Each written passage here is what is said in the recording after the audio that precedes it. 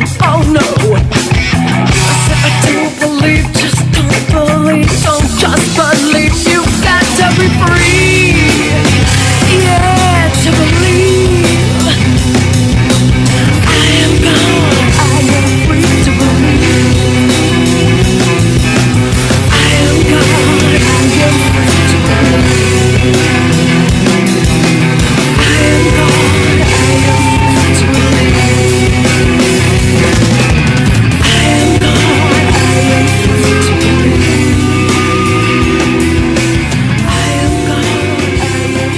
believe.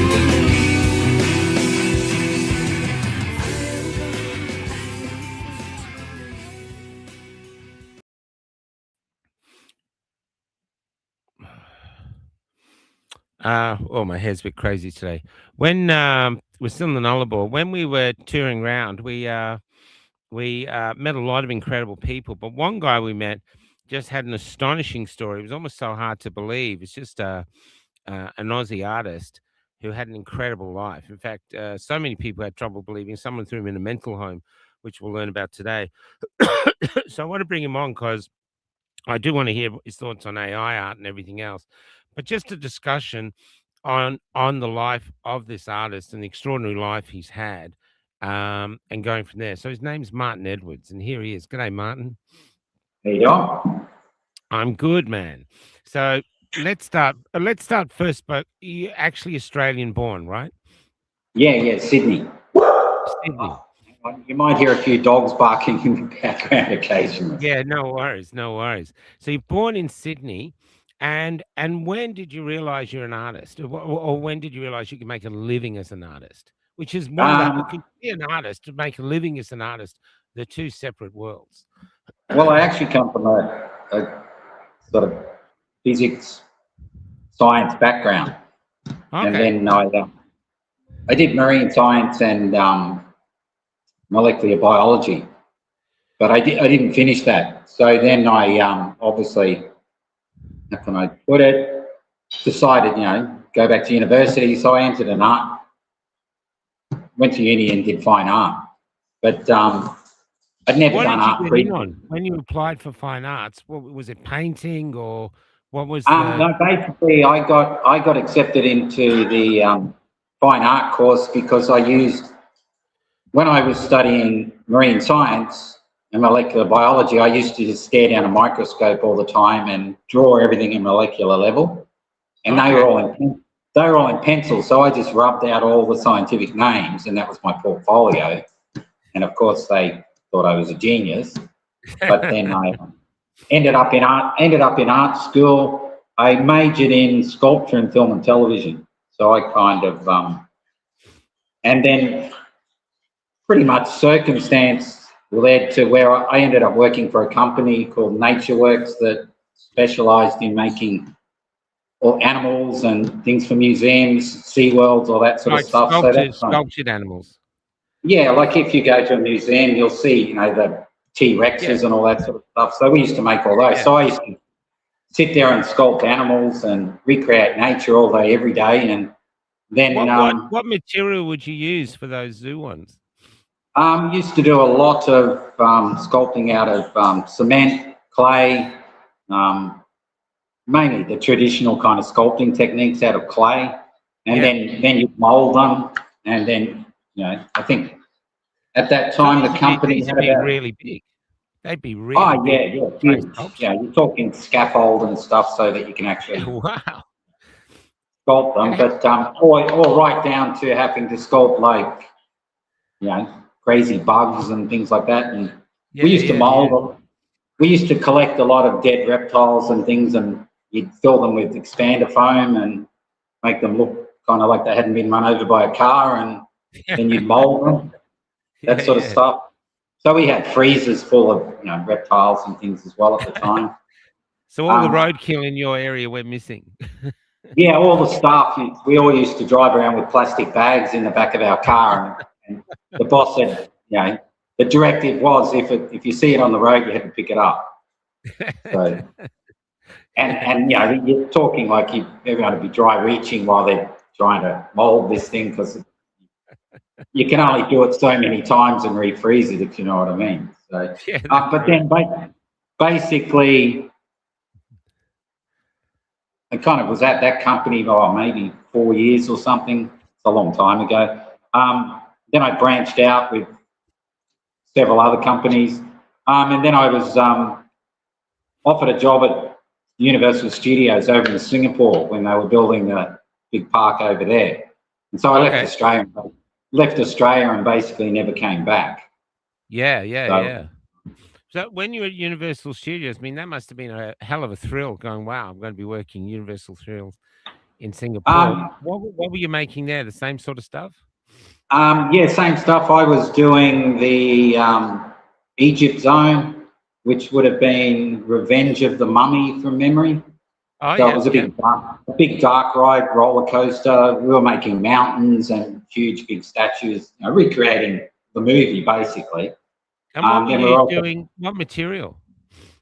Mainly concrete, and then you do work on site where you weld all the steel frame up, and then you spray it with like a sand cement mixture, and then sculpt it as you went, and basically make all the mountains and all that sort of stuff. Were you learning this as you went? Like you're just picking it up as you went, or you'd done that in Australia? No, I never really studied it. I just kind of, it's kind of picked it up as I went. It's been basically that's what I love. It was kind of like I had the advantage of once I got overseas, I wasn't subject to the tall poppy syndrome that Australia has.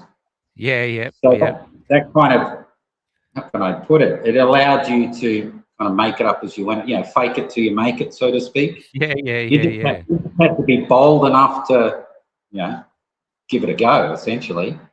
Yeah. So overseas doesn't have that tall poppy syndrome, you're saying?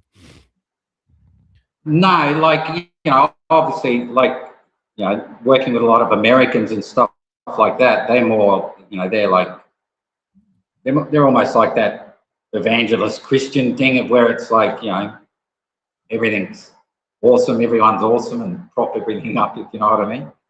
So my job, I ended up, I pretty much ended up becoming one of the highest paid creative directors in that industry in the world. So my job was to basically inspire people to, be more than they imagined they could be, to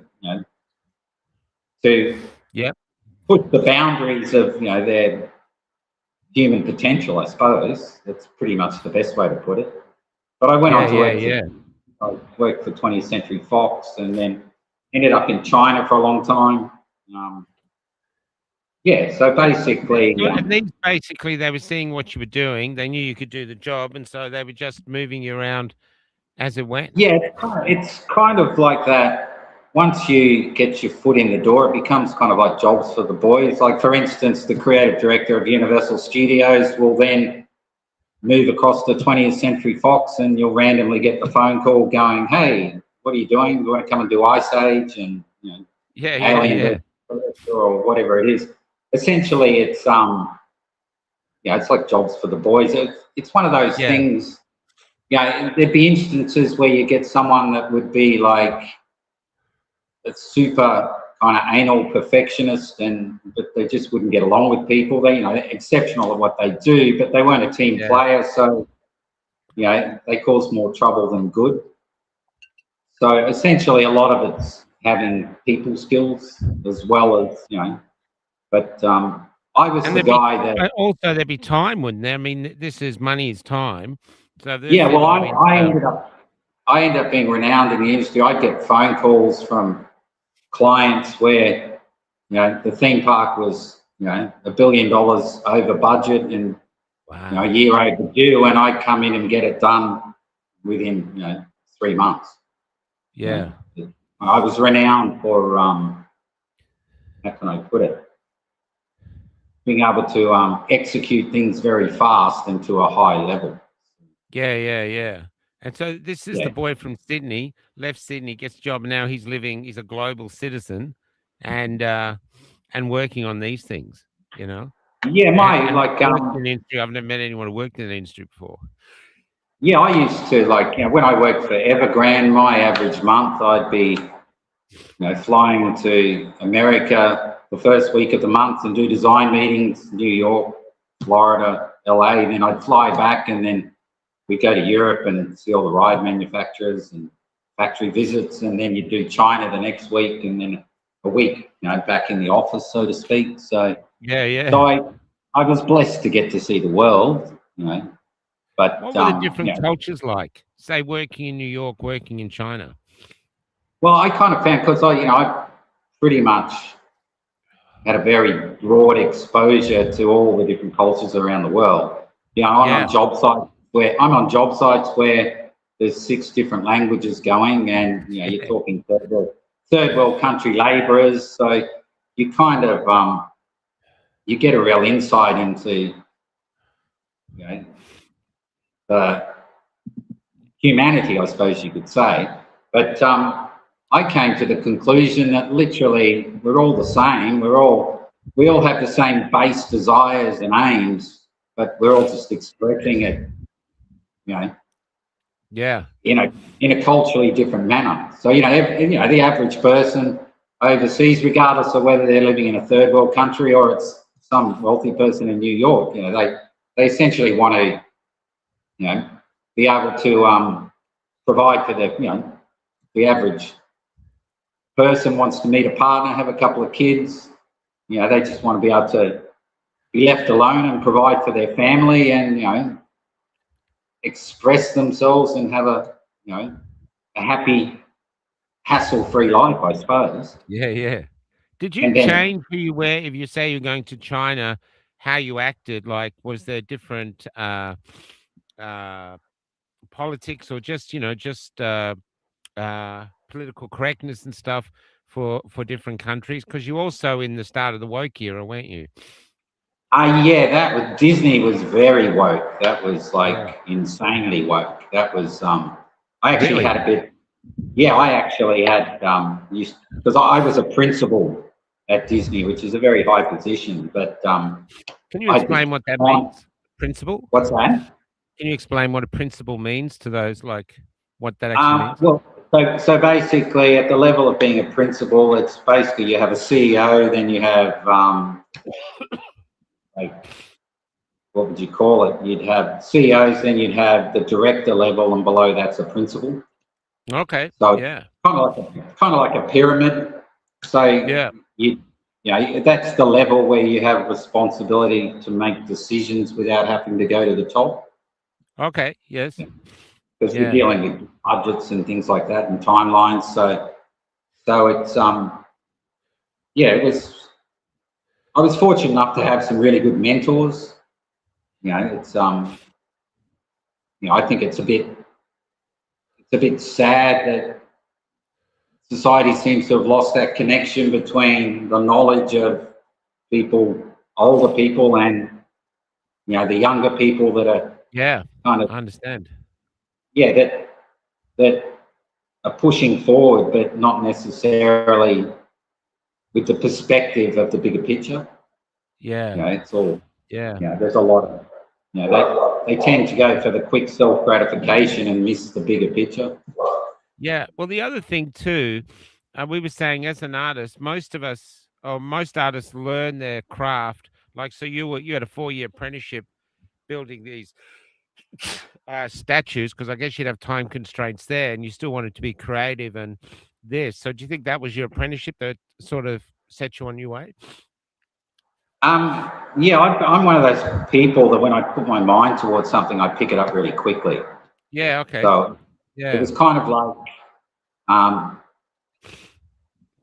I come from a music background as well, so my life's always been about expression, and I've essentially chose not to anything that I was bored with. I just couldn't bring myself to stick with it. So I tended to gravitate towards things that allowed me to express, myself, and brought joy to my life, I suppose would be the best way to say it. I can't see the point in doing something that doesn't bring you joy. I totally. What was it like going back and seeing the rides in action? Did you ever do that? Seeing the people enjoying what you created?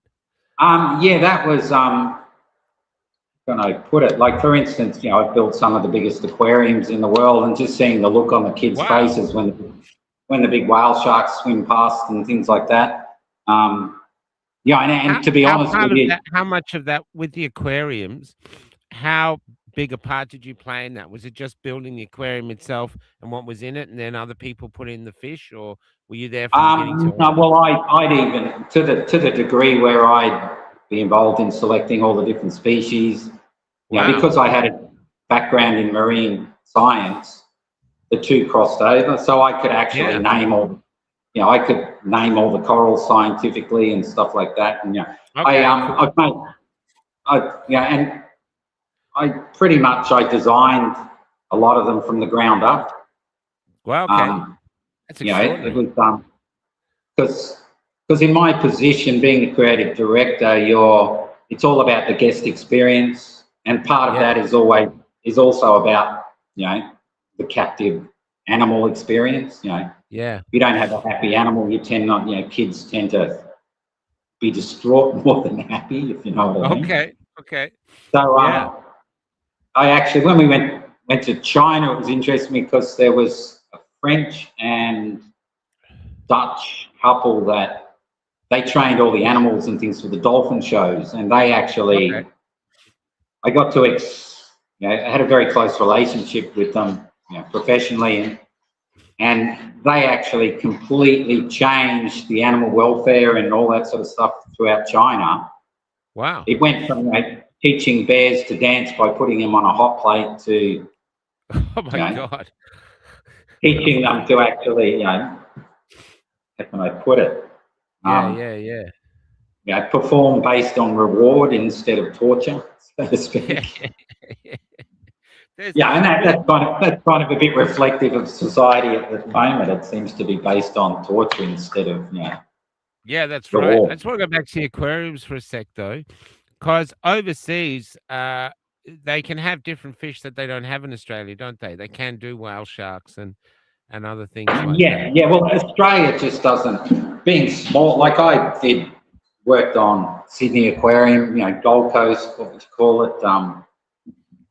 Shark Bay at SeaWorld, and the budgets are just completely different, so they're not willing to spend $1 million or plus to, go and find a whale shark and ship it out and stuff. So whereas when we're in China, you can go, you basically travel through Russia and you can get all your belugas and all that sort of stuff. Oh wow! I had do you have to accommodate in the design how to keep, say, a beluga healthy? Does that have to be part of the design? That's a massive part of it. Like, so, water temperature, like animal, like stimulation, all that sort of stuff. Behind the scenes, there's, most of them actually, say for instance, you have your display aquarium, the belugas will actually spend most of their time in a massive, area out the back. So they're not always in this tiny thing, and they get rotated through. Okay, so they're not always on display. No. So it was, I worked for a company called Chime Long, and it's he's the equivalent of Walt Disney in China, but he actually has the biggest collection of animals in the world, and wow, he actually has. It's kind of like an. Excuse me. That's right.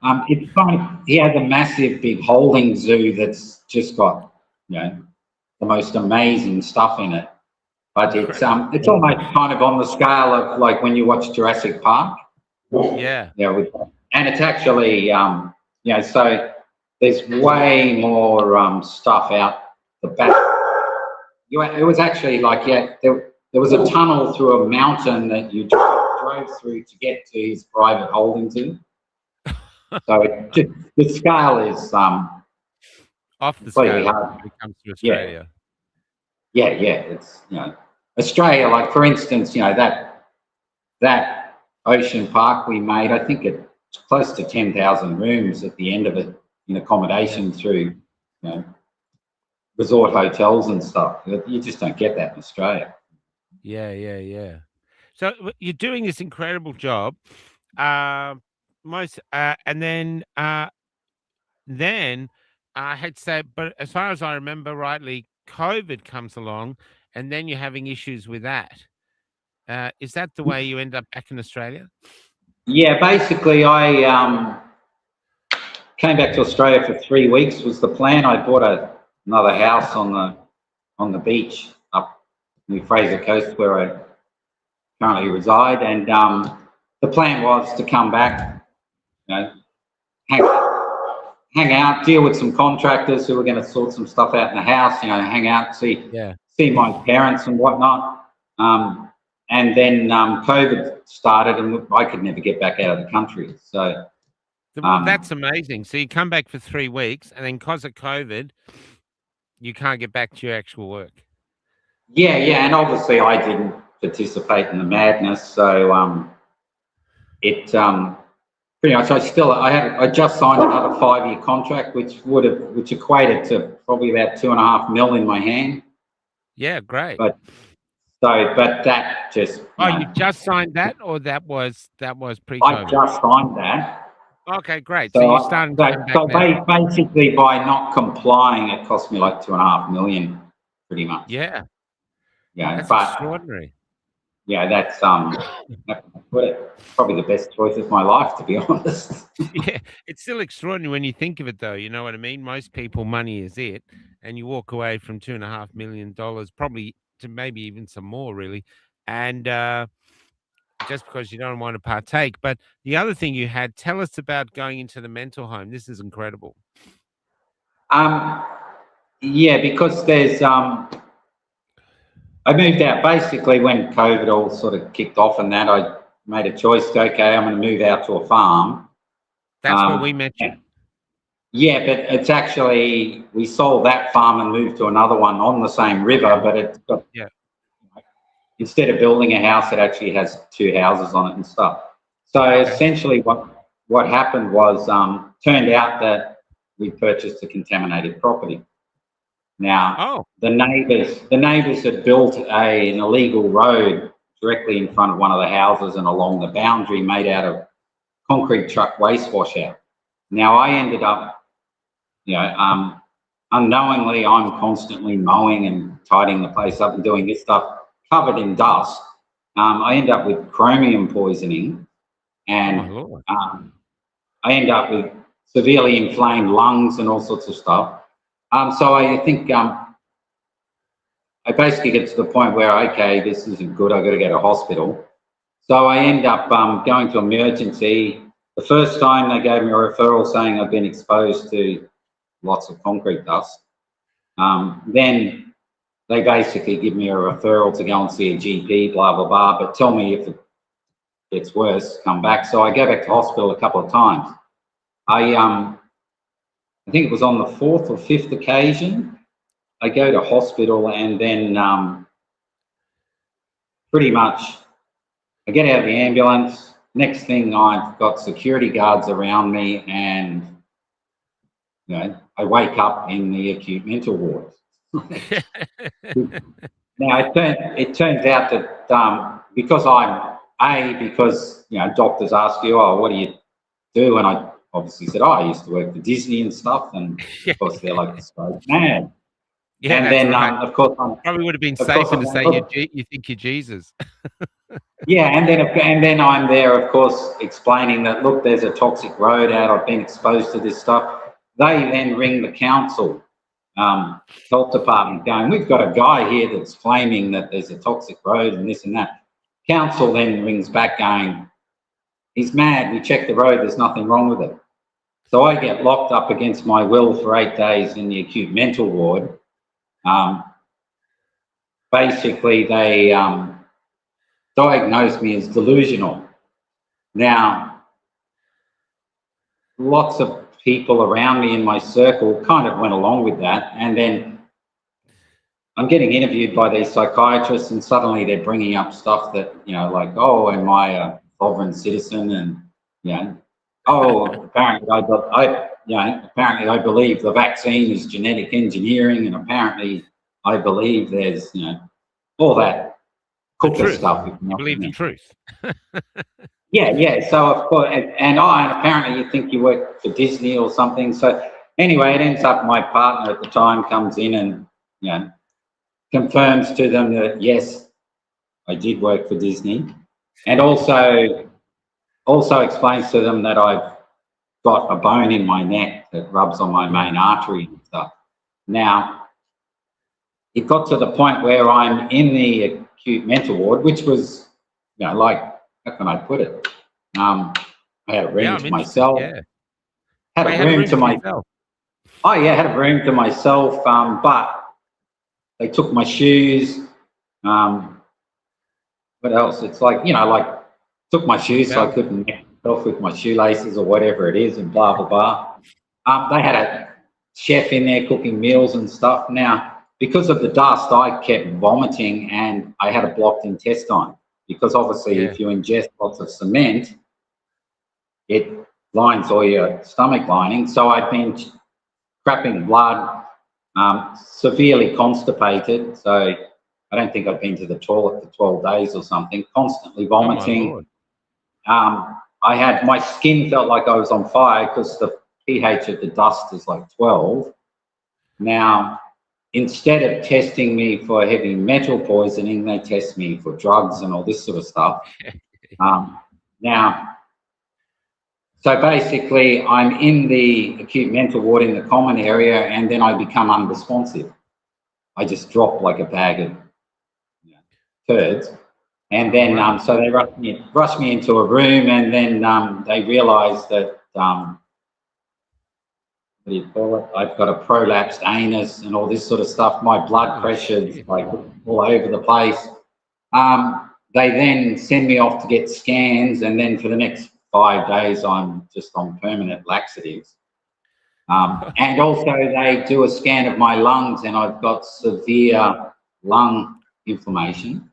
Yeah. So then they're kind of scratching their head because I'm telling them one thing and the council told them a different thing. Yeah, of course they did. Yeah. Yeah. So anyway, it actually got to the point where I think on the last day I'm there and they're going, oh, you can get out like this. And the whole time they're trying to force me to take these pills. And they actually at one point threatened to hold me down with 4 people if I didn't take their medication. My God. So by the time I got out there, it was like I had pockets full of cocaine or something because I kept getting the pills out and filling my pockets up. Now, the last interview, they're like going, oh, it must have been good to have worked with all these exceptional people and like all this sort of stuff. And now you're going to go home and you've got a severe dust phobia and all this sort of stuff. And I was bold enough to go, I'm starting to think that, you're sitting on the wrong side of the table. So it's so basically I end up getting out. I look anorexic, whatnot.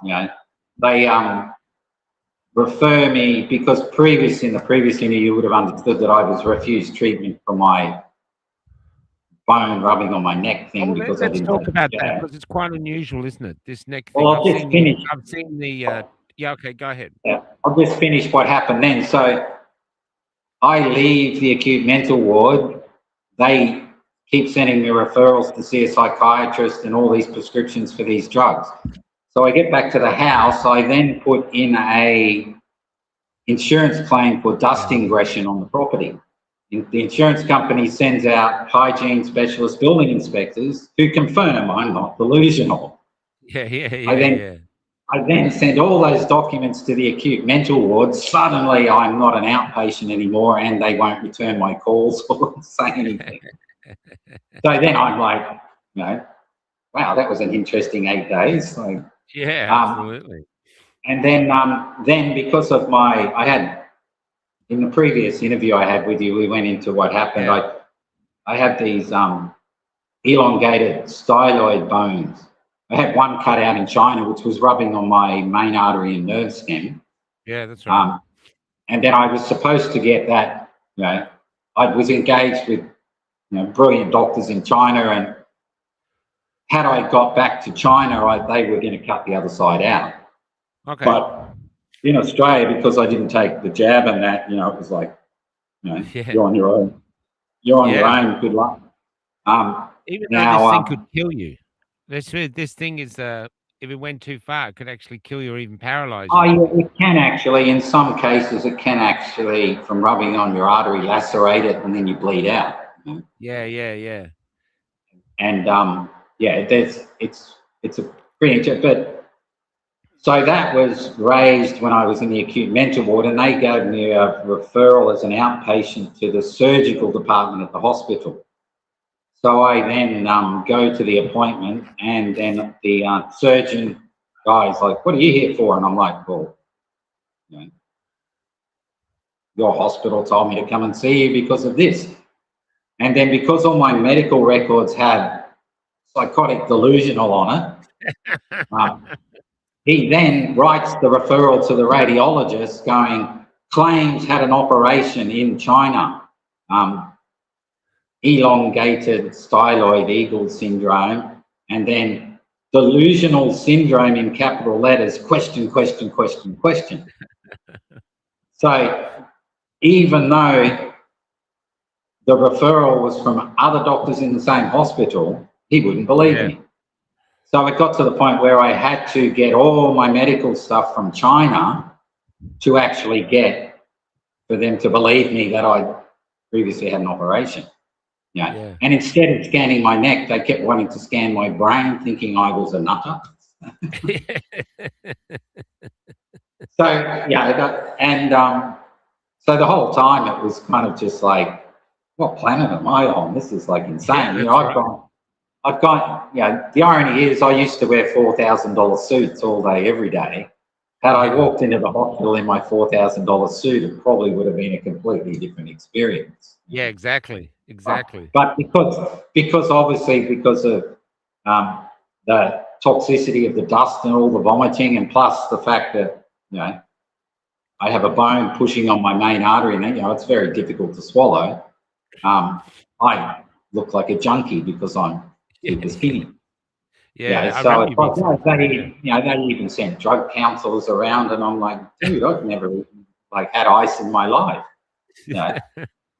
So, but yeah, it's interesting because they just seem to they're set in their ways. They don't like listening. They just go, no, this is it, bang, bang, bang. Away you go. So after getting the scan, they basically, that confirmed that I'm an alien. I do have these big bone pushing on my main artery and my nerve stem. And yeah, I black out sometimes if I turn my head up to the left. Wow. I think we kind of touched on a lot of that. So they put me on a medication that switches all my nerve system off, and then put me on blood thinners because obviously to try. That sounds like bizarre medication, because you think maybe your nerve endings might be a bit useful.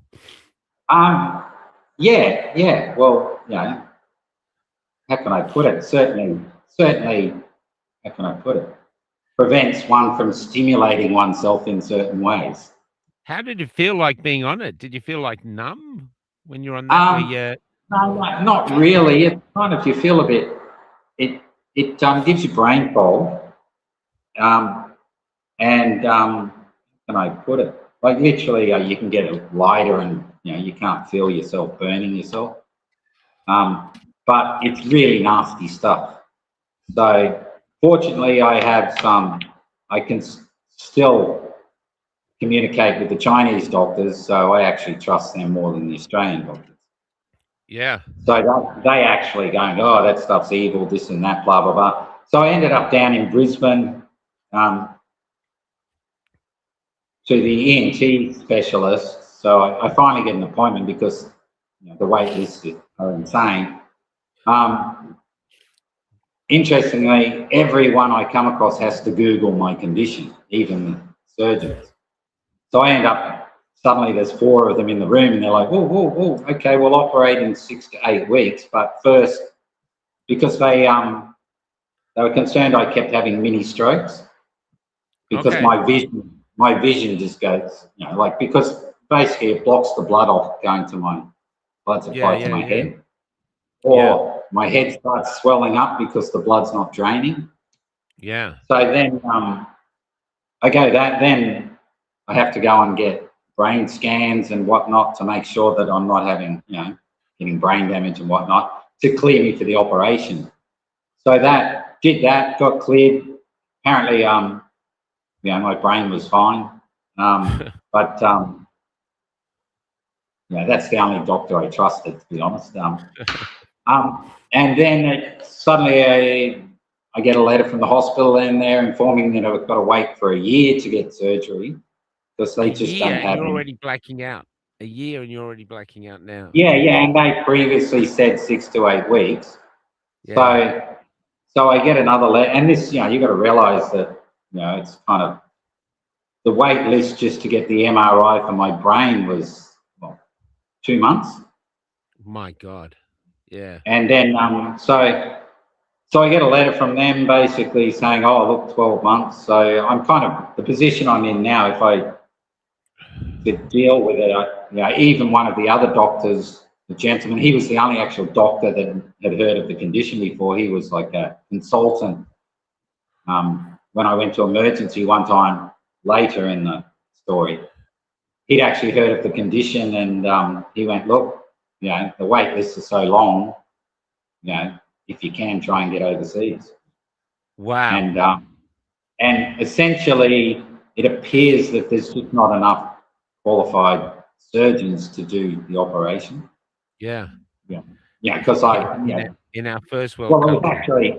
It was actually like, the head ENT surgeon went, oh yeah, we'll have to cut your tonsils out and do this and that. And then you get the Chinese doctors going, why the hell would they do that? I'm like, oh, okay. So I've kind of been. How is your Chinese? Are you fluent in Chinese because you've been working there so long? Oh, if you don't use it, you lose it. You could probably parachute. You could probably parachute me into China, and I'd be at a bar partying, having great conversations before you knew it. But But it's kind of like, I speak drunk Chinese, basically. Drunk Chinese, I love it.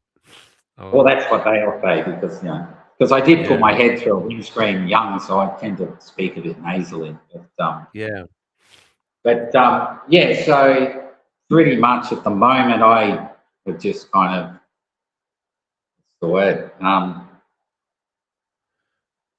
can I put it? I've just chosen to disengage with them at this point and just heal through my faith in my ability to heal. So. Oh, really? So you're not going to go to China and get it done? Oh, well, obviously at the moment I'm in a big battle with council and dealing with lawyers and ombudsmen and all this sort of stuff. So I can't really run off and because who knows what will go down if I'm not here.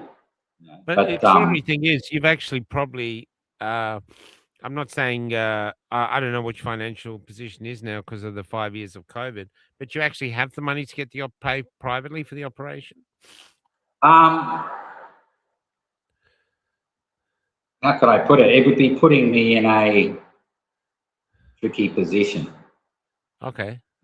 If I did, but the difference is, I think it'd be about 40 grand here. Yeah. And over there, I'd be up for about, probably with the ticket and everything, 4 grand, including the operation. The operation's probably $800. Yeah. And it's actually. Can we go another way? So you're born in Sydney, you start working in Sydney, and you've gone around the world. Now you're back in Australia, kept basically imprisoned here because you wouldn't partake. What is the difference in the Australia you left to the Australia you arrived back at? It's now more communist than China. Wow. I feel on that. Well, for instance, in China, as long as you don't do anything violent or that, you pretty much can do what you want. You know what I mean? It's like, whereas, I came back to Australia and suddenly there's all these signs: don't walk on the grass, no loitering more than 5 people, none of this, that. China, you can walk down the street with a beer in your hand. You can go to the supermarket and grab a six-pack out of the fridge while you're doing your shopping and walk around having a beer, as long as you pay for it on the way out. Yeah. Pretty much there's very little violence in China because the consequences are severe. Yes. Whereas here, like we see in Melbourne and that, Yeah, well, some young guy what they're doing and they're back out on the street, you know what I mean? So it's kind of like... Yeah, one of the Machete boys, I think they gave him a trip to the Gold Coast to try get him back into society and having fun. And now he's like back China and he's doing all this same crime again. So and what I'm really aware of is what everyone is being exposed through the media is completely contradictory to what I've experienced when I've been traveling to these places. Yeah. And I lived in China for 11 years. Wow. So I pretty much, I was, the owner's representative for China's richest man. So I pretty much got around and, so, how can I put it? Yeah, it's, I feel like an alien when I'm in Australia. It's just, wow. Like there's an underlying tenseness. It's like, the difference is too, in China, people probably can deal with the concept of struggle. Yeah. They're probably a bit more resilient, if you understand what I mean. Yeah. Whereas here, it's like, the term the lucky country. So everyone's asleep at the wheel. Yeah, I get it. Can I ask, Robin's got a question here. I actually had the same question, but she beat and done. What about the social credit score system we're hearing about and the homelessness caused by people who have their social credit score is too low? Have you had any experience with that? No, I think there was a pilot program in Shenzhen, but that was more a case of, they've got AI or that sort of stuff, but that's more a case of if you jaywalk, money comes out of your WeChat account. Yeah, you know what I mean? Again, I haven't been there for a long while, but obviously, how can I put it? I have a lot of, I'm a hermit in Australia. I don't have a social circle, but I can speak to people very high up in China, and what? They're all, there's obviously, there's definitely a consequence to AI being implemented there as far as employment. Yes. So it's a very competitive job marketplace. And of course, they're in situations where, factory owners have gone from 2,000 employees to 200 because they've engaged in, AI-controlled robotic production line. Yeah. Well, that's happening worldwide now. It's happening in America too. There's stats coming out of all Microsoft, all the big companies just getting rid of hundreds of thousands of people. So this is something we're facing globally. When I used to sit in the boardroom with when I worked for Evergrande, at the time he was China's richest man. So I was in the, what would you call it? The real estate and tourism group. And then they also own some of the biggest pharmaceutical companies and manufacturing in China. They also owned robotics, electric car companies. So I'd actually get to sit in on the full day big board meeting because, and I was the only foreigner working for Evergrande. So I'd actually get to sit directly looking at the chairman 50 metres away at the other end of the boardroom table. And they were openly, this would have been prior to COVID, they were openly talking about AI, robotics, nanotech as, the investment path moving forward. So they've kind of embraced it, haven't they? Because we're seeing the robot presentations. Well, I suppose what, at that level, people, they were well aware of what was coming. You know what I mean? As far as Yeah. how the world by design is evolving. So Yeah. it's not like it's suddenly, whoop, you know, it's like, Yeah. you know, it's like all the medical technology and, you know, the drugs they make and whatnot. It's not like, you know, they make it and it's there the next day. This is stuff that they've had for a very long time, but they just need to create a marketplace. You know? Yeah. So would AI affect your work as you go in? Do you think AI will be affecting the work that you used to do with I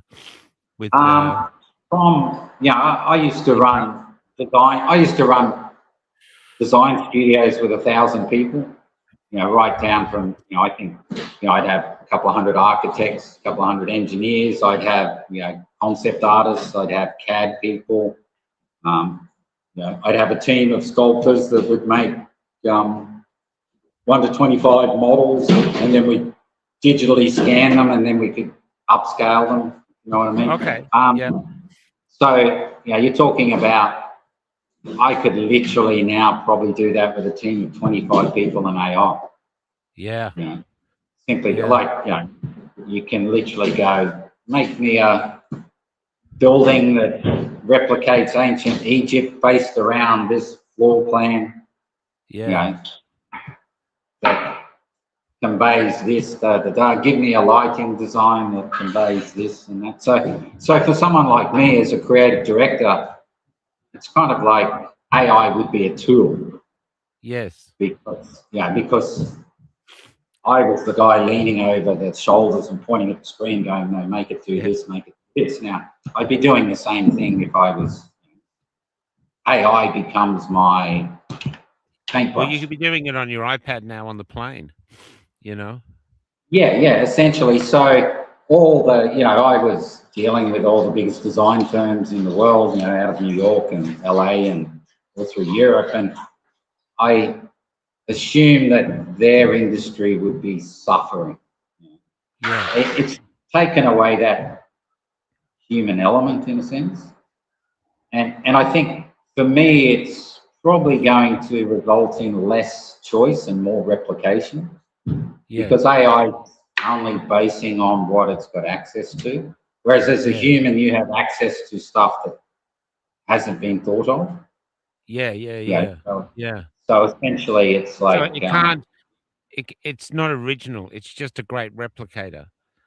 Oh, like for instance, I can clearly remember we in a sci-fi zone. We were making a dark ride which travels through an environment, and the concept we came up was with a spaceship came from outer space and landed on Earth, and it was the intergalactic zoo. So we had to come up with all these creatures. So we're like, you know, we didn't just go, let's put the head of a horse with a this and a that, because everyone's going to go, oh, you've just combined a horse and a dolphin and a this. Yeah. So we had to actually, you know, like, how can I put it? Reach out into the galaxy and use our imagination. So that is a part of the human experience that is kind of being compromised. It's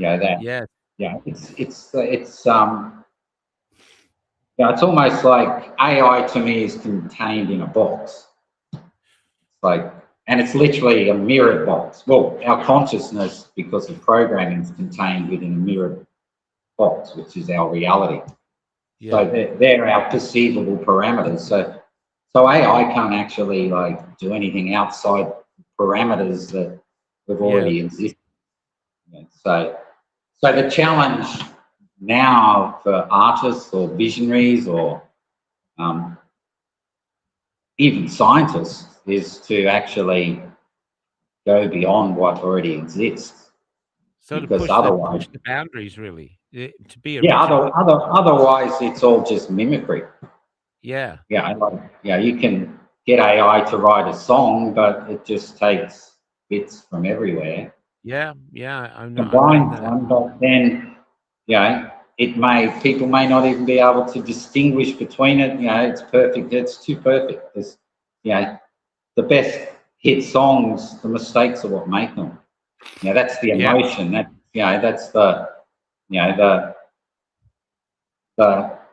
how can I put it? The energy and the movement behind, the drummer being just slightly behind, or the difference between each hit, and all that sort of stuff. Yeah. It's like the difference between like an AI dance performance and someone that's doing things beyond what are comprehensible, physically. Yeah. Whereas AI can make the body do anything, literally. But so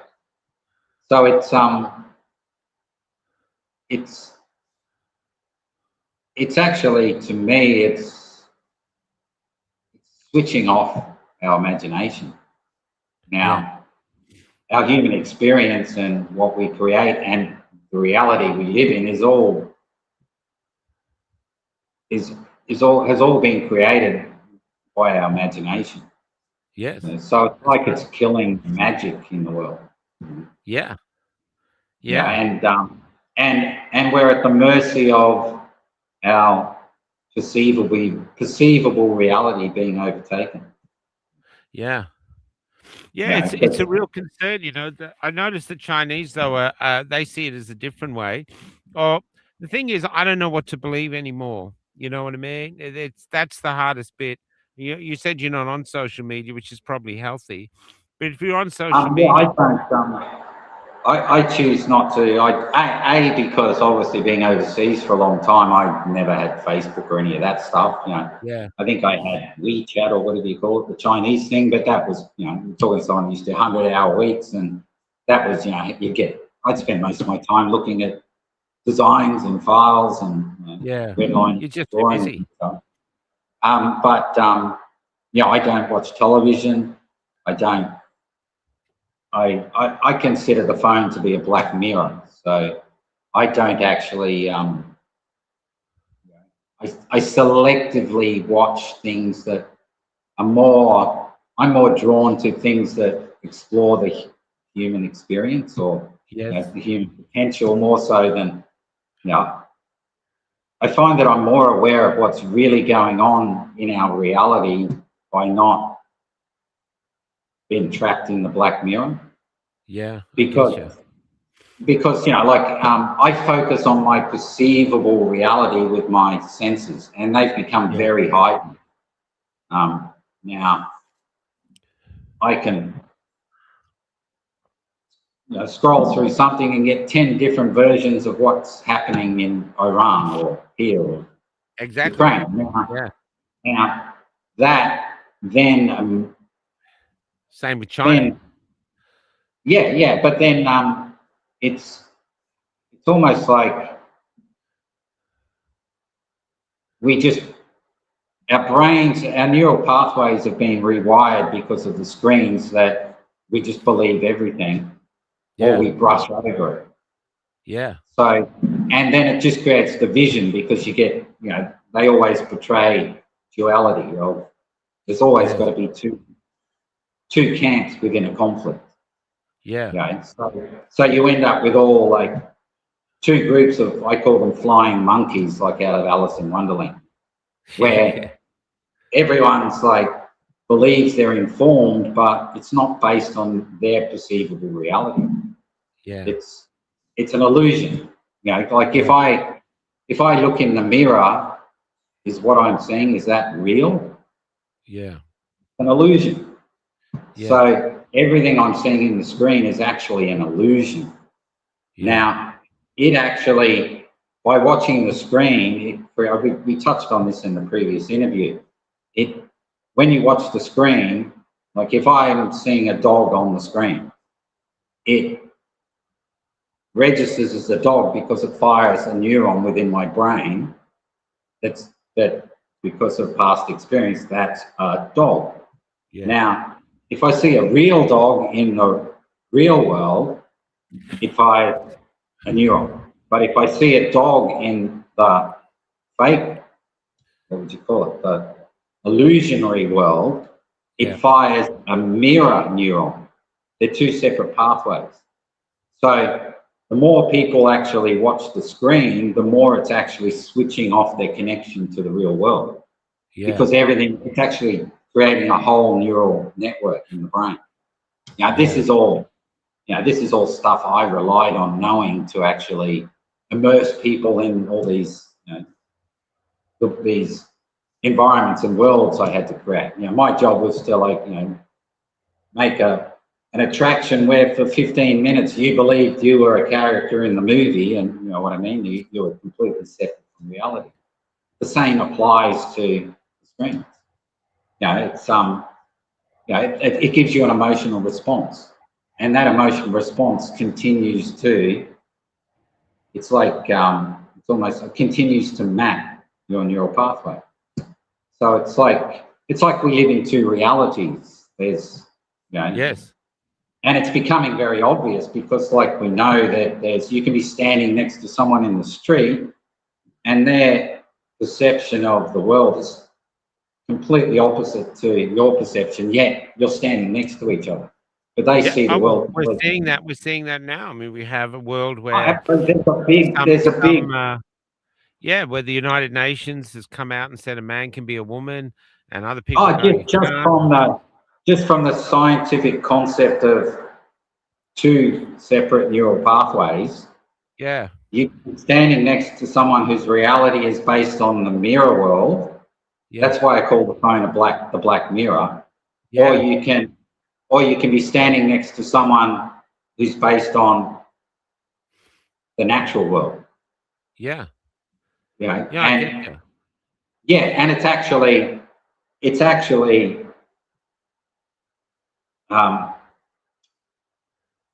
it's actually not just a psychological condition, it's actually physical. It's like if someone's, taking a medication, it creates a neural pathway. Yeah. And the medication tends to switch off the neural pathway that would create the dopamine or whatever it was. Yeah. The drug's designed to switch that off and replace it. Or improve whatever it is. It's the same with the screen. It's doing the same thing. Yeah. So people's thoughts aren't their own. Now, unless I am standing in the middle of a battlefield overseas and going,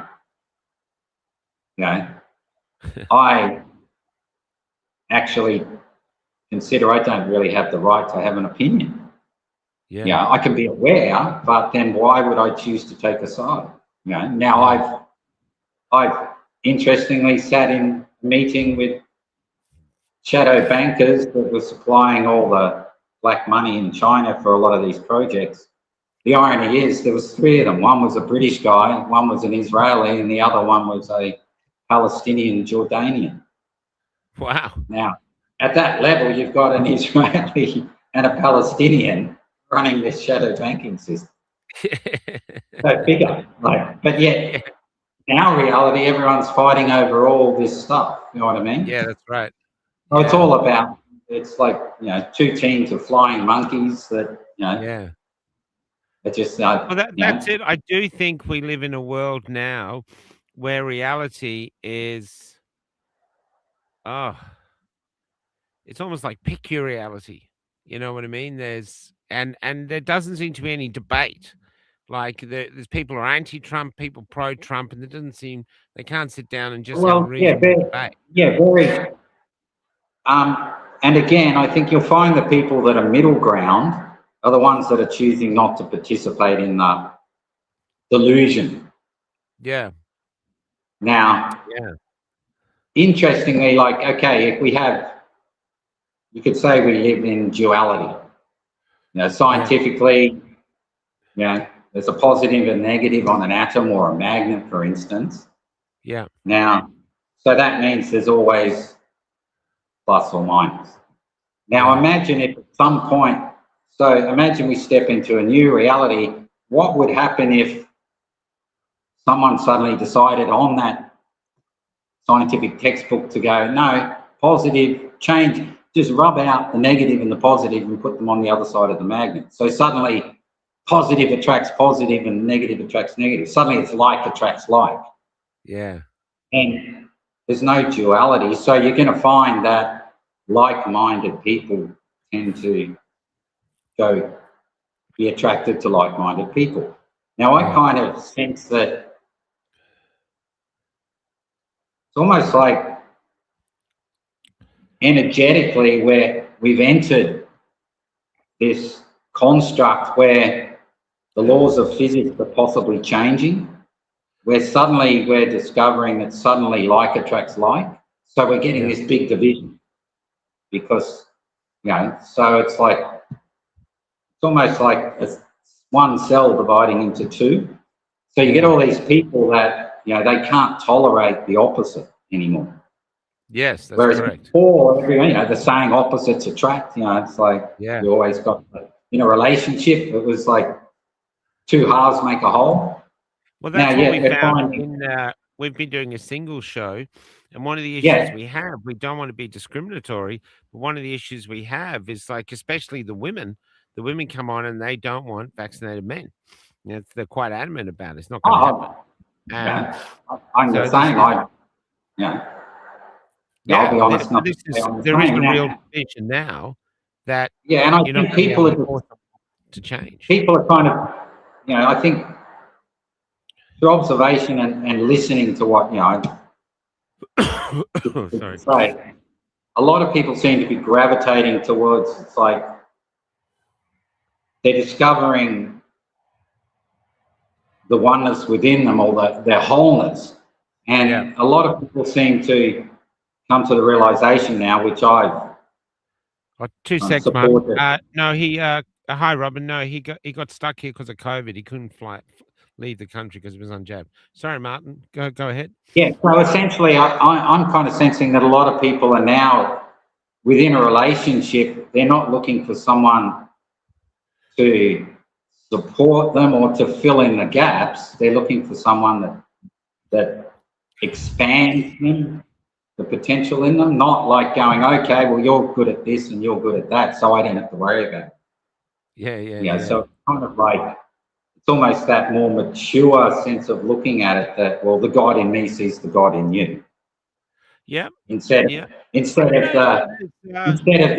the sinner in me sees the sinner in you, and like, you know what I mean? It's more so that, we all, I think if everyone was mature, they'd be able to accept that no one's perfect. No one's innocent. You know what I mean? No. But through the media, everyone's, we think, all these people are perfect and stars. So it's like this, it's like searching for the unobtainable or something. So. Yeah. I still think there's a magic to it. I mean, I was, Cal and I just met at a gathering and just hit it off straight away, almost immediately. Well, immediately, really, and it was. But I sense that you're not on a mission to change her, and she's not on a mission to change you. No, we've had. It's different at well, I'm 60 in a couple of weeks, I think, or a week or so, I can't remember, and what I find when you're at our age now, both of us, or people our age, we've had different relationships. We've learned from them, and also we've found ourselves. And there's not only so much of yourself you're willing to compromise and change, because it's taken you 5 decades to find yourself. And so it's finding that balance of little things you will change and stuff like this. But basically, it comes down to two souls who just like hanging out with each other. And that's what we often think. We're in the bus. We've been on the Nullarbor now because we're only doing 300 Ks a day, and we've had a few days off because I've been a bit sick. And we're not killing each other. We're actually getting on. Cal's down there at the back of the bus doing comments. And it's really just cool to hang out. You think, I've only got this bit of time on the planet, and I found a soul that my soul just loves hanging out with. And it's a real blessing. Well, and interestingly, the way you're terming it is you found a soul. So you're literally expressing that you're a soul having a human experience. Yeah, absolutely. Yeah. Right. Whereas that's different than a person projecting a persona. Yeah. Based on what they perceive they should be, or what everyone thinks. I think a big a big lesson that a lot of people are coming to understand is that there's no point in being concerned what other people think about you. They're all That is the NPCs. first liberating thing, which you don't seem. Yeah. You seem to have liberated yourself from that pretty early. I mean, I see. I kind of like, how can I? Well, see, because I had a car accident and went through a windscreen, I had no recollection of my past. So I got this like, Wow. it's like I got, we start talked about that in the last interview. But then that was when I went overseas after that. So it was kind of like, well, Yeah. who am Yeah. I? Oh, I'm But me. you still. I'll give you a story. This is really interesting. Years ago, when I first came to Melbourne, I worked in nursing homes because it's easy work to get, and I really liked the old people. But there was the hairdressers that would come around, and I used to do lots of nursing homes as an agency because you just work when you want to. And these hairdressers would come around and give all the women the same haircut, these tight curls, permed curls. And I asked them once, I said, why do they all have the same haircut? And she just said, peer pressure. They don't want to look different. And this was in their 90s. And I thought, for fuck's sake, you're in your 90s, you still give a shit what the person dying in the next bed thinks about you. And there'd be other women who would have different haircuts, but they were rare. And I just think this is a really interesting thing. You see it on the road with a lot of the grey nomads. They have the same four-wheel drive, exactly same caravans. You know what I mean? And they literally look alike. And I think they get a bit scared that if they turn up with the wrong caravan or it's too old, people will be going, oh, well, who are they? You know, and it's like, who gives a shit? You know? Well, essentially, my job was to operate on the frontiers of imagination. Yeah, so, I know, I love it. So I'd be like, one of my common things I'd say to design firms is like, I don't want yesterday's attraction, give me tomorrow's. Yeah, that's right. It's like, because it'd be like, I'd know that it was something that got rejected when they were presenting it in Saudi Arabia, and they'd be trying to flog it to the Chinese, and I'm like, yeah. Where's my $10 million worth of design? That's like, what? Yeah. So, because interesting for me, I'm like, because I've been my journey's been through insane levels of pain, to the point where, because I had no access to medication, obviously after getting out of One Flew Over the Cuckoo's Nest, and we actually got moved out of the house,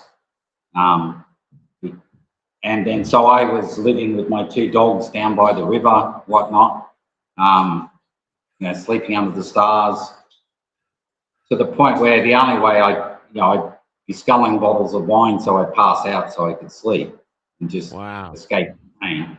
But then, so all that I've been through has been a blessing, because it's actually, how can I put it? It's actually allowed me to discover what my vessel actually is capable of. Yeah. So, and what the boundaries and what you can actually deal with. It's like, because I've actually got off the medication now simply because how can I put it? It's, I've been blacking out, falling downstairs, and it's got side effects 5 pages long. So I've kind of been just, I just approach it that everything is just electrical signals firing in my brain. So, I've been fortunate enough to be, it's like I've been cast onto a desert island by myself. So I've been fortunate enough to actually have those conversations with myself that most people aren't willing to, because they're too busy interacting with others. So I've got into a lot of meditation, a lot of, which I've been into for a long while, but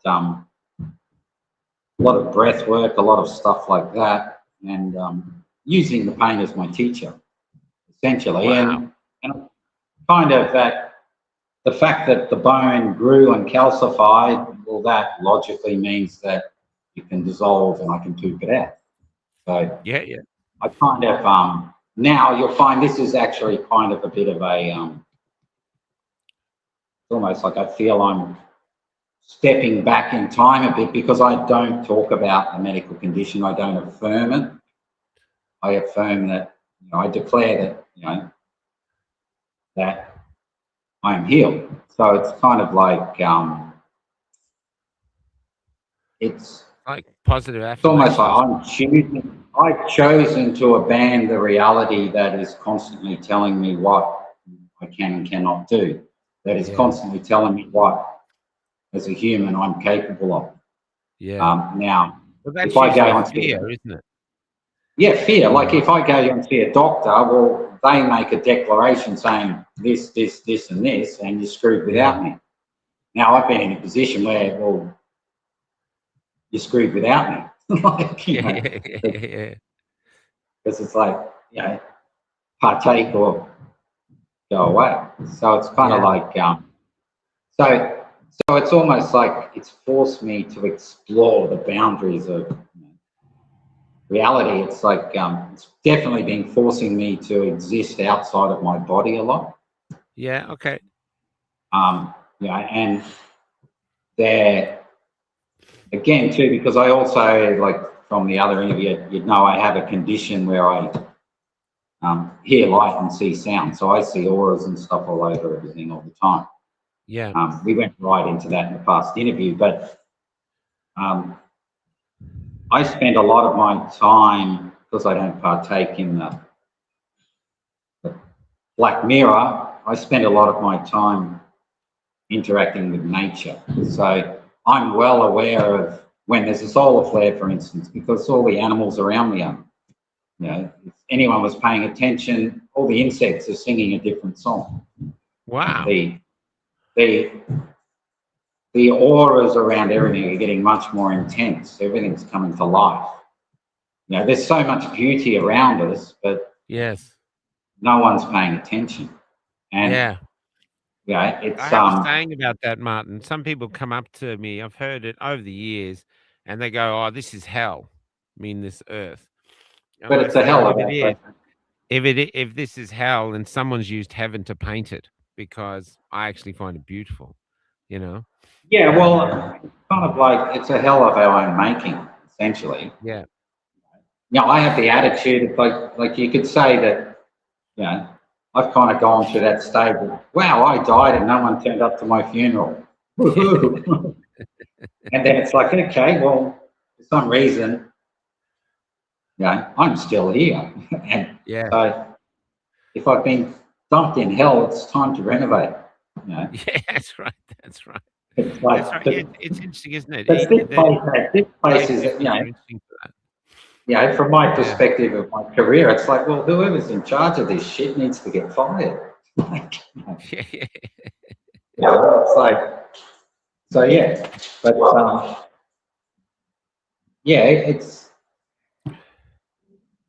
I'm, like, I'll be the first to admit, to the average person, I'd be pretty out there. So but you are, man. That's no doubt. I'm in a very happy, calm today. When I first met you, you're actually calm today. When I first met you, you were speaking at a faster rate with all these extraordinary things. It was like, whoa. How can I put it? That would be because I've disconnected from chaos and I've found that center within me. And that's through necessity. Because otherwise, I do have my, in case of emergency, break glass pills. But you gotta understand. There's a time where all I want to do is jump in front of the truck. I bet with the pain's and having seizures, all sorts of crazy shit going on. I think I dislocated my shoulder at one point because I blacked out going downstairs and went through the wall. Jeez. And were you with anyone there with you, or did you just wake up with your head in the wall? The dogs were with me. They just kind of like, oh, I got to fix the hole in the wall. It's interesting, isn't it? Do you think do you think now that you've got this contract, so I take it the contract's to go back doing what you used to do. You said the $2 million contract you've come in. So is that a contract to go back and doing the work you used to do? No, that's the contract I lost because of COVID. Oh, that's the contract you lost. Sorry. Yeah, Sorry, yeah. my head's I haven't had any income since COVID. Wow. So I've been Wow. like I've applied for jobs, but then like they always, you know, I literally would be better off writing that I just escaped out of jail in my resume than what I've done. I did apply for project manager with the council, and then the CEO of council basically went, well, to be honest with you, we think you're going to get bored and like you're too intimidating. And I'm like, but boring's good. And the irony is that same CEO, he's since quit. But that's the same CEO that I've been sending extremely intimidating letters to and whatnot, and exposing all the corruption and this sort of stuff. And basically, dude, I'm not bored anymore. So, well, that's one of the things about Australia. You said Australia's more communist than China. One of the things now is so many people work for the government, and if you work for the government, you have to toe the party line. Whatever the government says is true, you've got to agree with it. Well, you know, obviously I've worked for lots of the Fortune 100 companies at high levels and stuff, and my perspective on the public servant here, it's either so ridiculously, what's the word, incompetent or corrupt. Yeah, but I think a lot of the people I actually in a way would prefer to think it. I'd actually in a way would prefer to think it's corrupt because you can pull that tooth out. But if it's incompetent, you've just got to start again. Well, I don't know. Look, let me tell you about a theatre we were putting a play on in a theatre once. All the people who ran the theatre cared about was the fact that the toilets, he said, oh, these toilets were really sorry, they're really old-fashioned because they had men's toilet and women's toilet. That's all they cared about. They didn't care about trying to get us bums on seats or helping us market the play or they're supposed to put a big sort of thing on, but they just had no energy, there's no passion. And I used to talk to the councillors and say, why don't you give them bonuses? Because you've got theatres here that no one's coming to because these people don't give a shit. They just turn up and do their job. If the theatre's empty, they don't care. If it's full, they don't care. So there's no sort of drive. There's no sort of entrepreneurship to actually. Let's make this cool. Very few people are coming from a place of inspiration. No, very few. It's all about work. Very few people are actually operating based on their own choices, their decisions. Very few people actually. It's like, again, there's no reward system, and I mean as self-satisfaction. I'm not talking about here, have money, have this. It's like taking pride in what you did or whatnot. Yeah. It's more so everyone seems to be in this. Well, it's like they're trapped in a loop.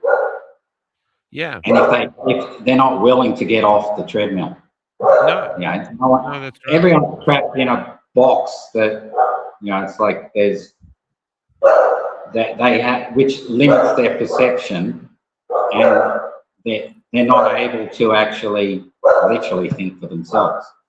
Wouldn't it be, like, I think if they get a loan, they do.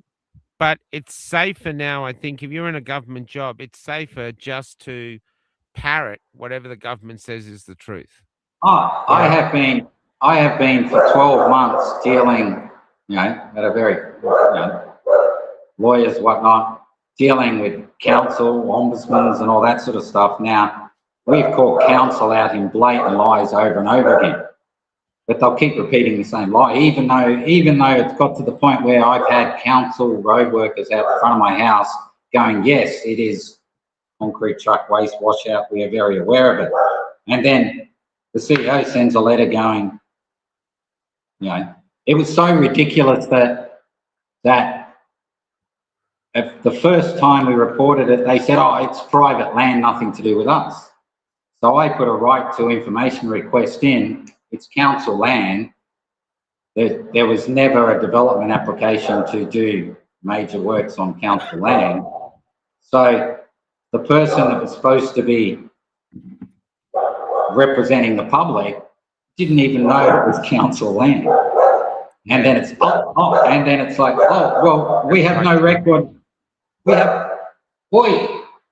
have no record of who did the work on it. Well, it's got your street sign on it.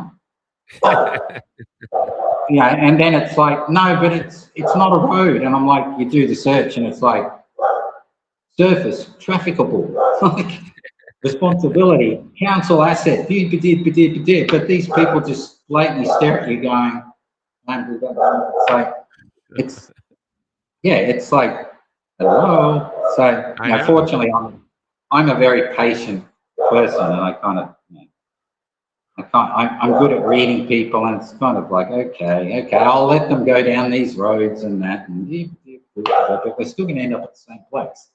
Yeah, that's right. What are you thinking you're going to go forward now? I mean, COVID basically put an end, or at least a pause, on what was an extraordinary career as an artist, and truly is an extraordinary career. You know, what do you see with going forward now? Do you think it's just basically setting up your own business or consultancy, or just trying to survive? To be honest with you, I don't step outside of the moment. Yeah. Because I don't have a hermit. Yeah, pretty much. I don't. How can I put it? You're one of the first humans I've spoken to for a long time. Wow. Yeah, You're such a great conversationalist. I mean, that's just a bribe. Although maybe that's not what wanted out here. Yeah, it's like again, because I see crazy auras and stuff. I find it difficult to be in public. I've got super highly sensitive senses and whatnot. It's like, have you always seen the auras, or has it just come on as you got older? older? Oh yeah, the whole time. Yeah, it's kind of a condition I had, but because again, if you refer back to the other interview, I was right into remote viewing and all that sort of stuff. Yeah, but can you tell anything about a person through their aura? If you meet someone, I can tell how healthy they are. How what? Wealthy? Healthy. Oh, healthy. What's a healthy aura? It's more like how can I put it? More rainbowy like. Okay. So kind of like a vibrant. Spectrum. Yeah. There's like a broader spectrum of light, and of course it extends further. Like if I look at my hands at the moment, I've got all crazy rainbow lights coming out of the end of them. Yeah, I have met people that claim this too. This is not the first. Yeah, it's like, again, it's like, how can I put it? There was definitely things I didn't say when I was in the cuckoo nest. Yeah, that's right. Hey, doctor, you got a rainbow aura. Although he might have liked that. Yeah. But but there was it was actually a blessing to actually get the experience of being in that environment, because I met some amazing characters. Yeah, I bet you did. Yeah, there was some geniuses in there. I bet. A lot of people, and it appeared that the doctors, my observation was that they just drug the people up and then just keep, like, these are your symptoms because they match the profile to give you this drug. Yeah. I had sorry, we had another friend who got put into the same facility but in Toowoomba, and I went in to see him because I was very concerned. They'd arrested him and put him in. Same thing, he believed what we believed, so they said, well, he's a nutter, and it was very interesting being in there because maybe they were just on drugs, but I didn't feel I didn't see people walking around hitting their heads on the wall or talking to people that weren't there. They just There everyone. was a few of them. I didn't see Yeah. any when I was there, but I suppose there was. But it You was hear the screams at night through the walls, and I think there was a lot of sort of drug psychosis dudes that oh, okay. if they weren't medicated, they were like, they would have been a perfect extra in a kind of devil possessed zombie movie or something. Did you ever But fear they wouldn't let you out?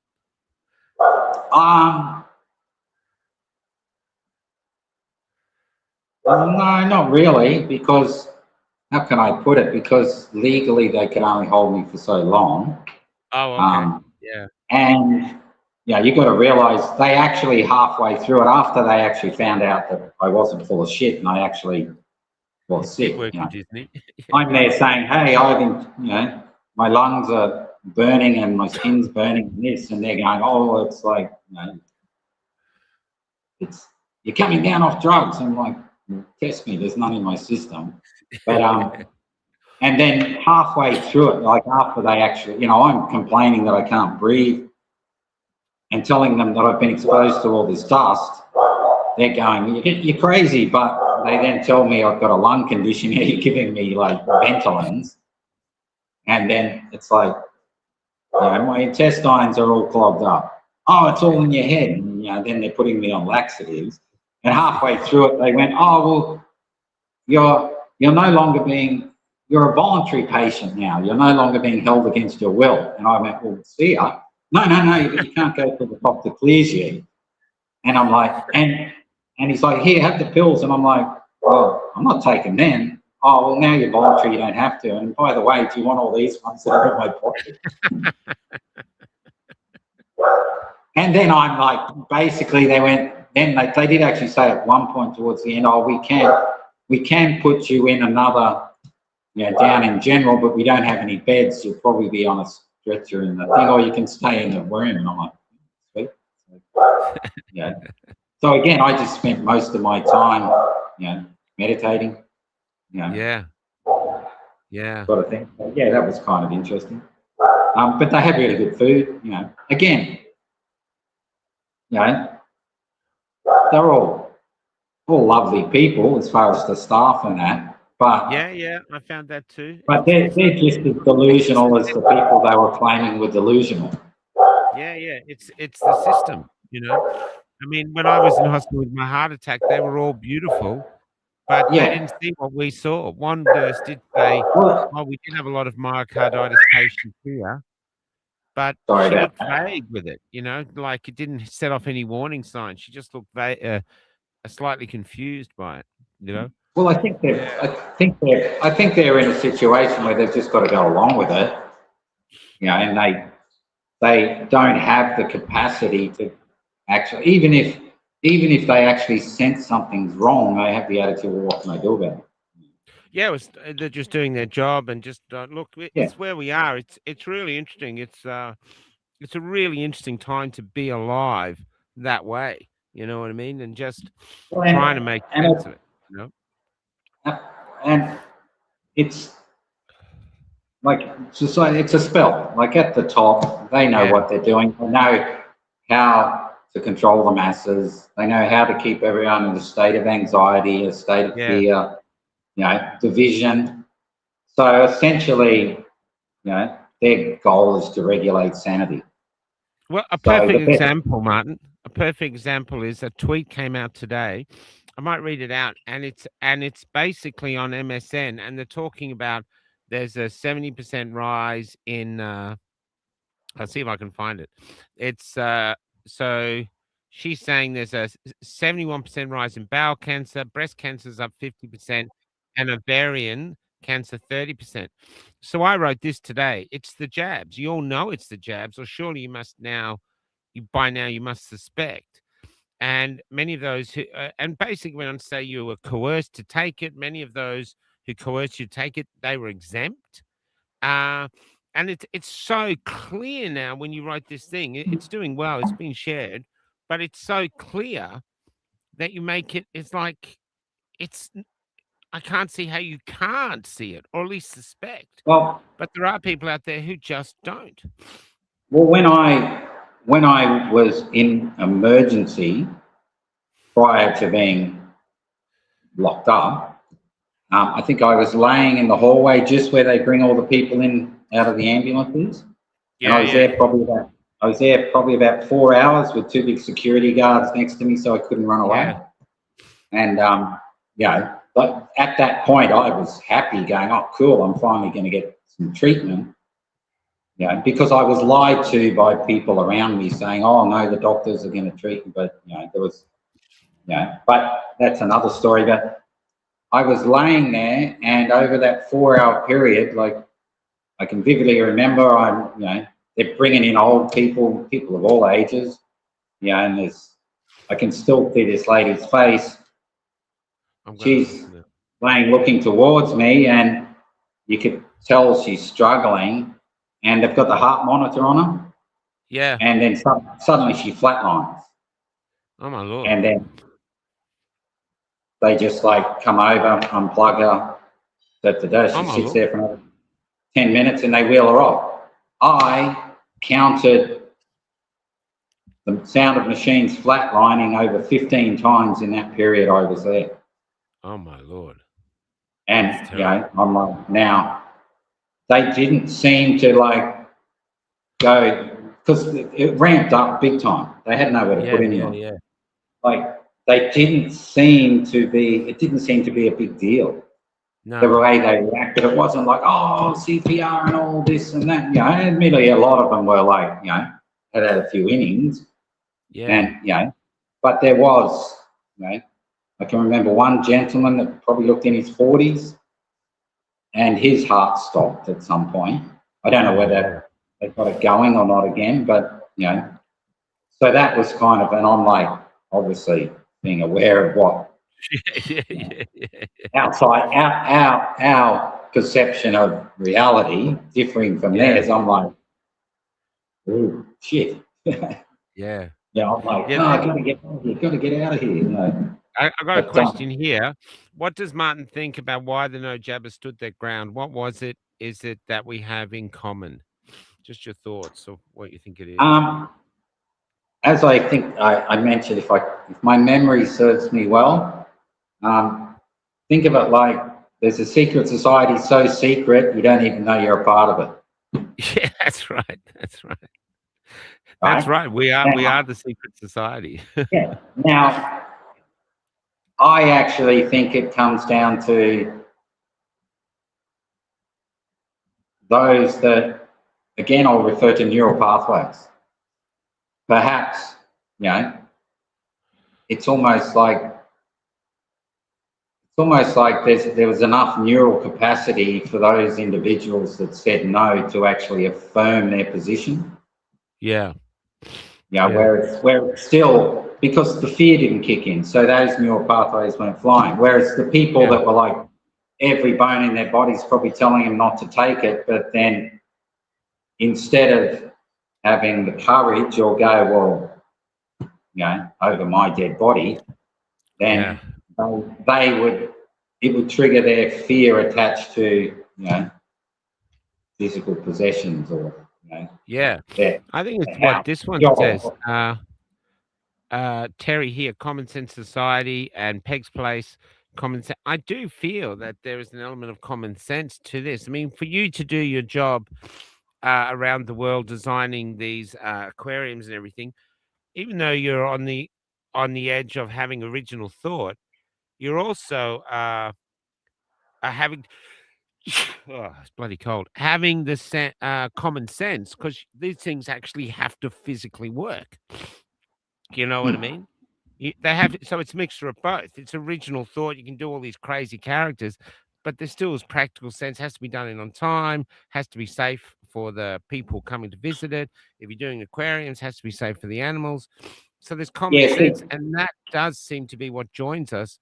Not even the jabbed or unjabbed now, but people who are looking at the world and go, that just doesn't make any fucking sense. I'm someone that obviously, has, I'm literally, my job is to see the world and be aware of what's not meant to be there. Yeah. Right? That's kind of my job. If I walk into Oh, hello, cutie. Sorry, the dog's peeing on my foot. So my job, for instance, is, I go into a casino. I'm creative director in a casino in Macau or something, and I walk in and it's like, change that. Because think of it like if we design casinos so that everyone's so immersed in the environment, they forget time, they this. But if I go and put an X on the wall, if I go and spray paint a big X on the wall, that breaks that spell. Yeah. But suddenly it's like if you ask someone that's been in a casino, what colour was the carpet? And they might have been in there for a week and they can't tell you. Wow.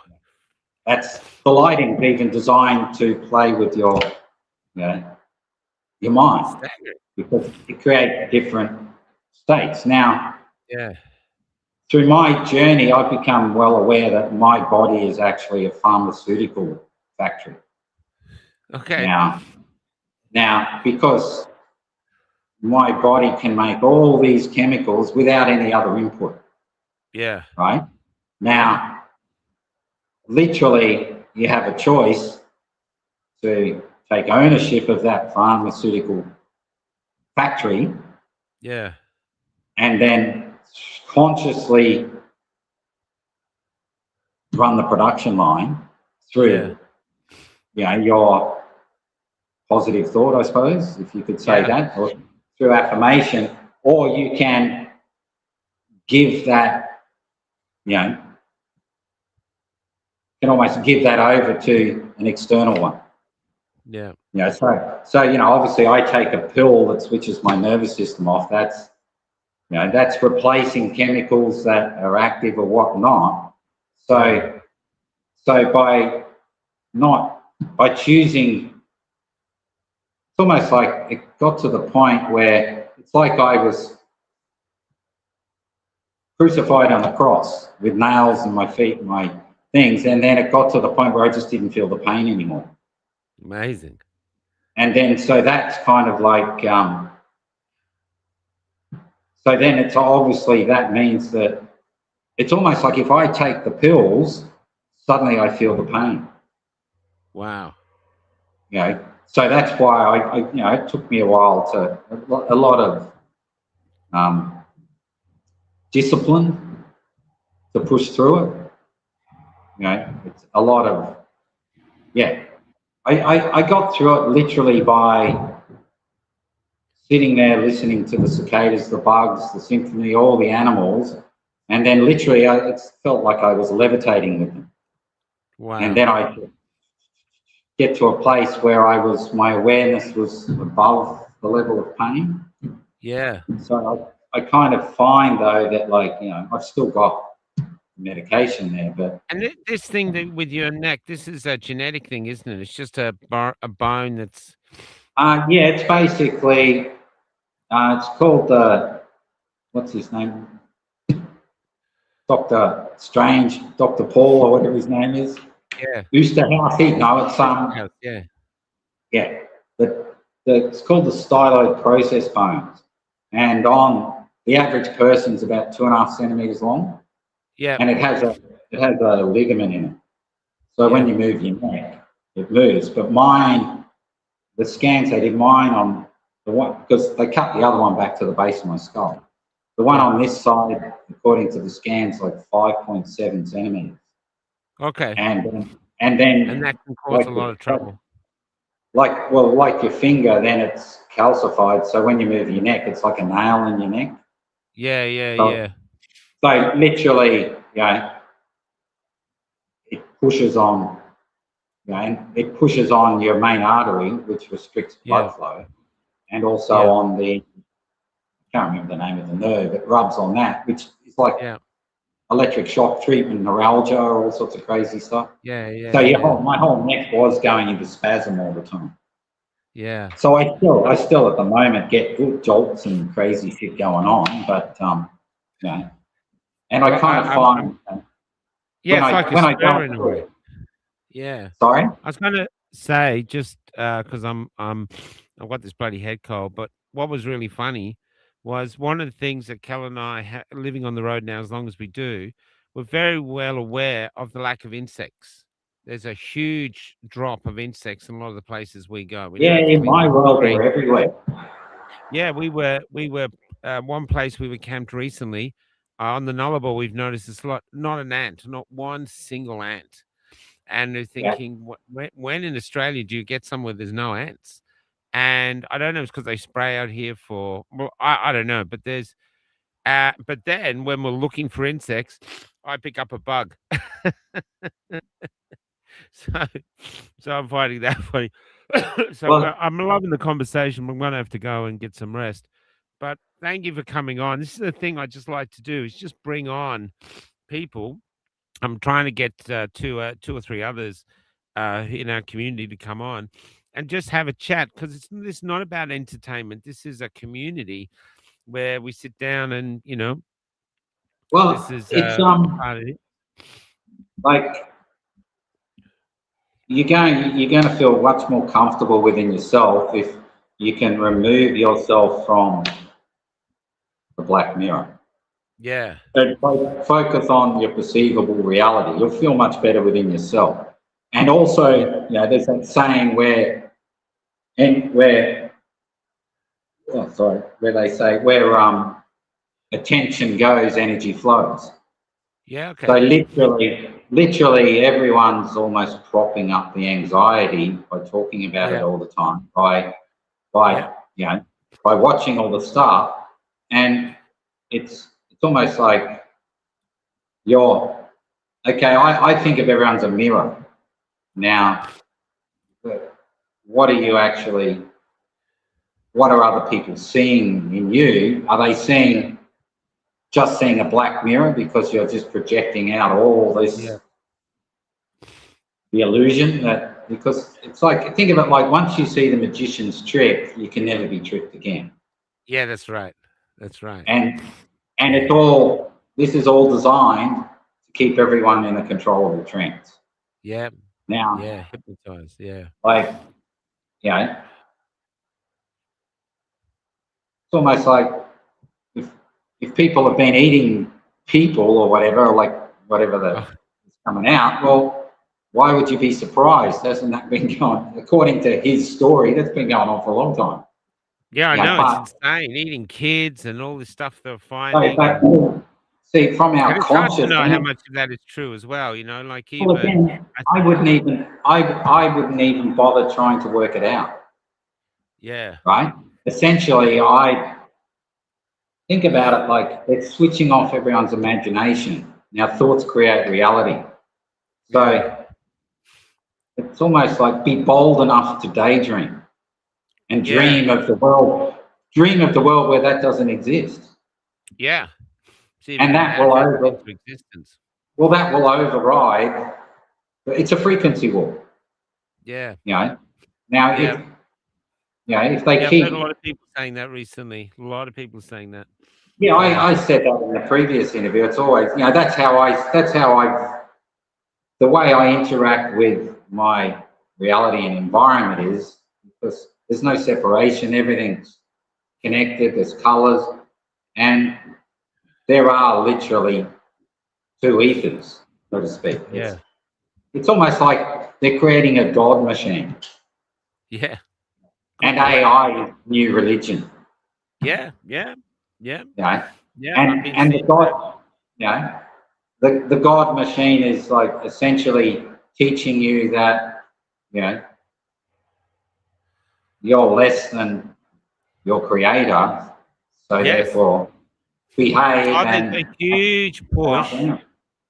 There's a huge push to make humans feel useless and worthless, which is the reason I want you to come on so people could hear everything that this boy from Sydney has actually managed to achieve. And that's only probably a little bit that you covered, but there it was. And basically, how can I put it?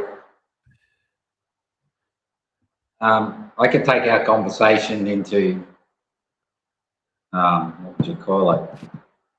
Occultism, all the sorts of stuff, because I've studied lots of that. I could, go right into remote viewing with, all sorts of crazy stuff. Yeah. But that would probably just confuse everyone even more. Well, In a I won't be sense. able to keep up. I'm just about to collapse here. This Yeah, first so 10 it's dollars like, yeah. you know, just everyone discipline. I suggest everyone, like, their aim is to regulate sanity. The best defense is to regulate insanity. Yeah. So, you know, they say you are what you eat, or you think what you Yeah. take in. Now, Well, to if tell you you the can get truth, I think Troy, on that, what you're saying, Troy, who's on the thing here tonight, g'day, Troy, he said something profound where he said basically what they've managed to do is make loving your country a thought crime. You know, Mm. and that's what it's how it's, and I don't know if it's happened on purpose or I don't know if they're just so, I don't know how it's happening really, to be Well- honest, but you well, do from- see it happen. Yeah, from my position where I had to create things constantly at a high level, I'm very aware where thoughts come from. Yeah. As far as reaching into the river of thought. Now, Yeah, okay.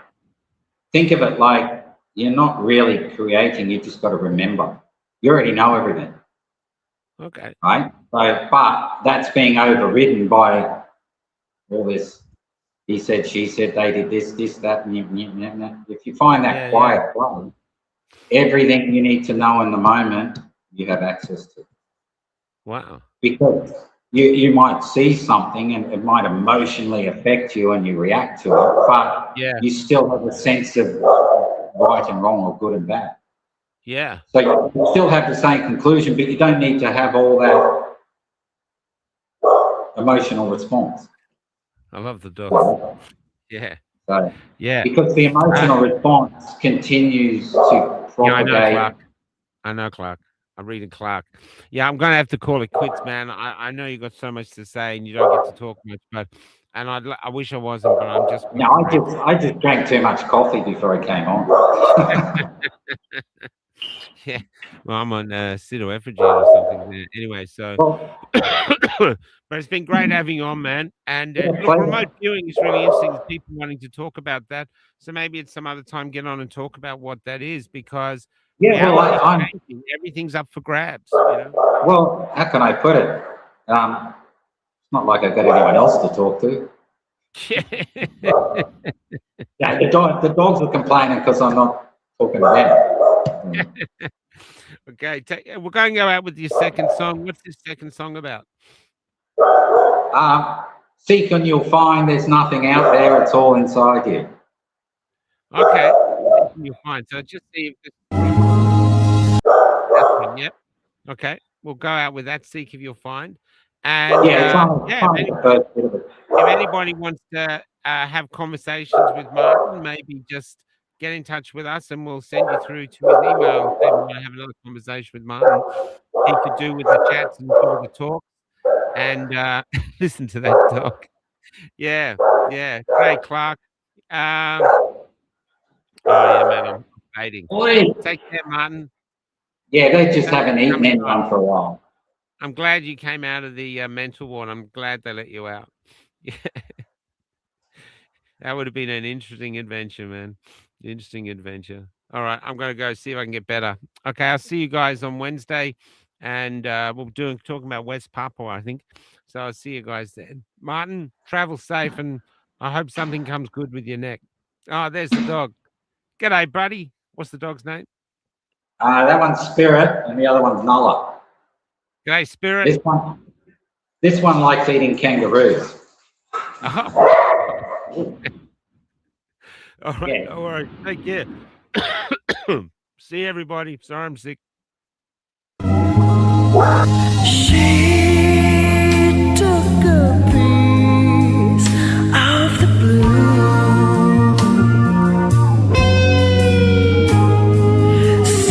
Seas washing over her all through.